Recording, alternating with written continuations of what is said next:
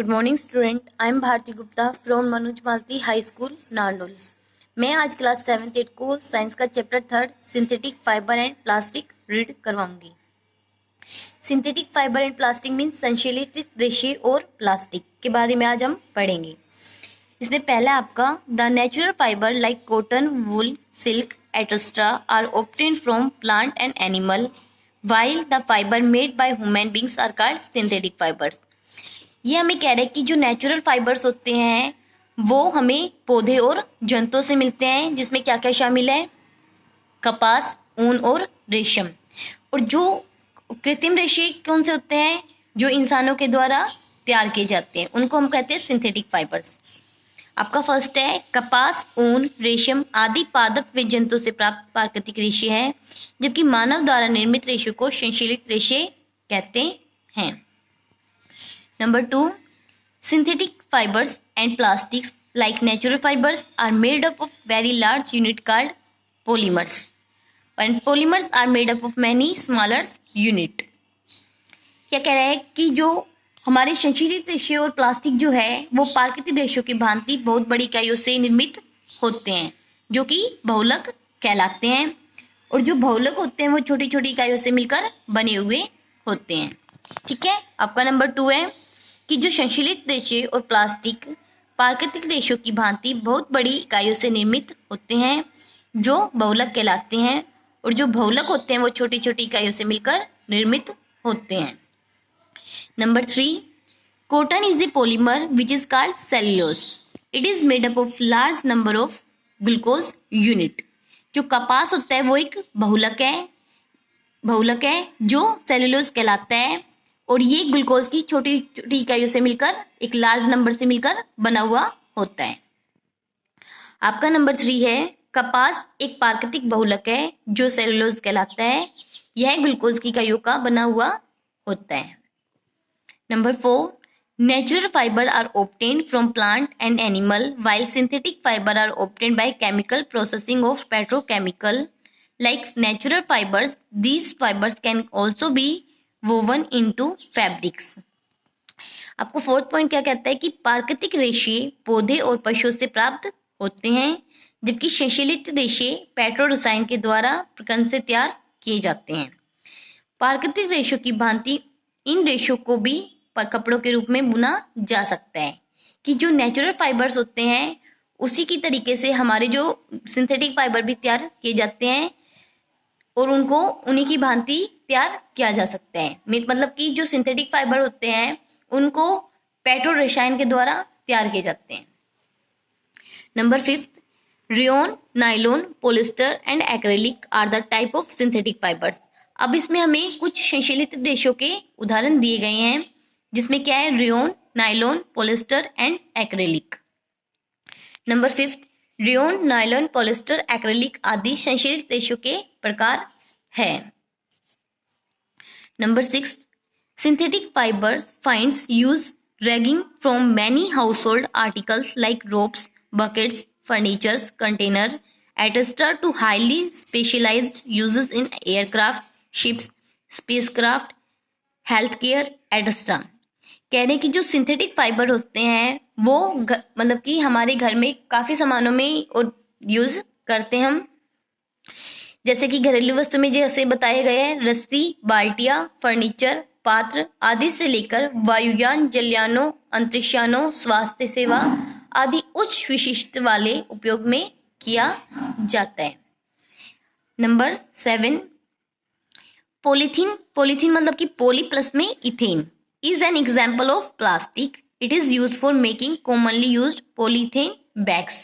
Polythene जो होता है वो पोली मीन्स बहुत सारे और इथेन मीन्स हमारा एक फॉर्मूला होता है इथेन का, वो इनसे मिलकर बना हुआ होता है। मतलब कि बहुत सारे इथेन मिलकर क्या बनाते हैं, पॉलीथीन बनाते हैं। जो एग्जाम्पल है प्लास्टिक का, कह रहा है कि पॉलीथीन पॉली प्लस में इथेन प्लास्टिक एक उदाहरण है। यह पॉलीथीन की थैलियों के बनाने में काम आता है। Number 8, the different type of fibers differ from one another in their strength, water absorbing capacity, nature of burning, cost, durability.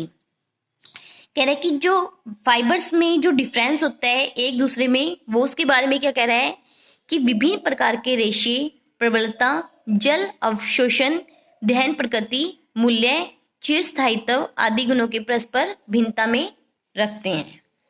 Number 9, today life without plastic can not be imagine bit it home और outside, plastic is everywhere.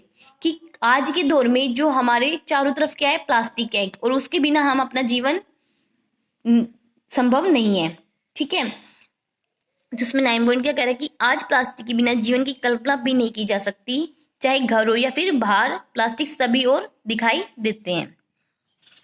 Number 10, the waste created by plastic is not environment friendly. On burning, plastic release poisonous gases. On dumping in the ground, they may take year to degrade. This is because of their non biodegradable nature.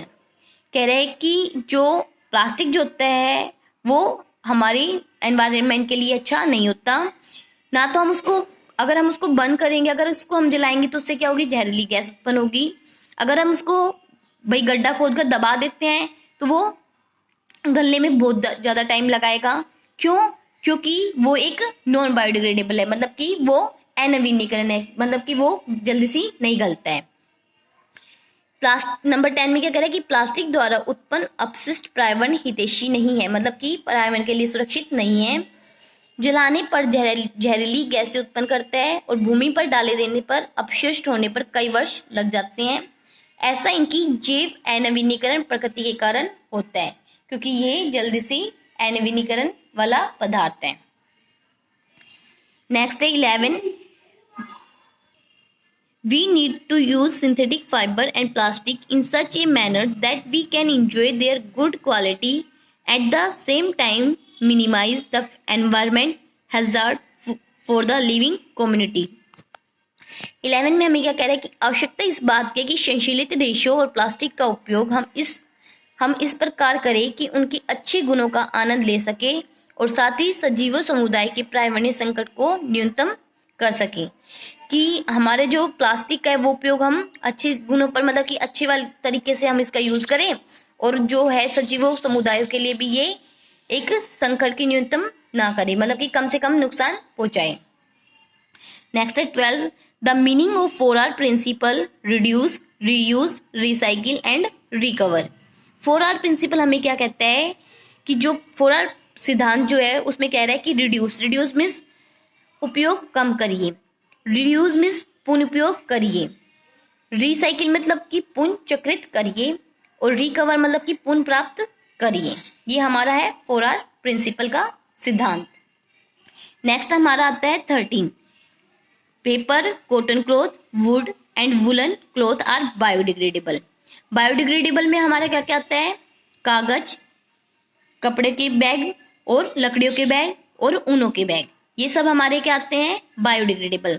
और non biodegradable में क्या क्या आता है, plastic के bags, tin, aluminium are non biodegradable.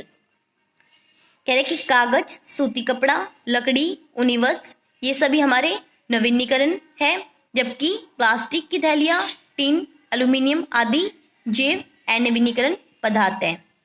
Thank you student, आज के लिए इतना ही। आपको इसी वीडियो के जरिए ये लेसन रीड करना है, इसके क्वेश्चन हम कल करेंगे। Thank you.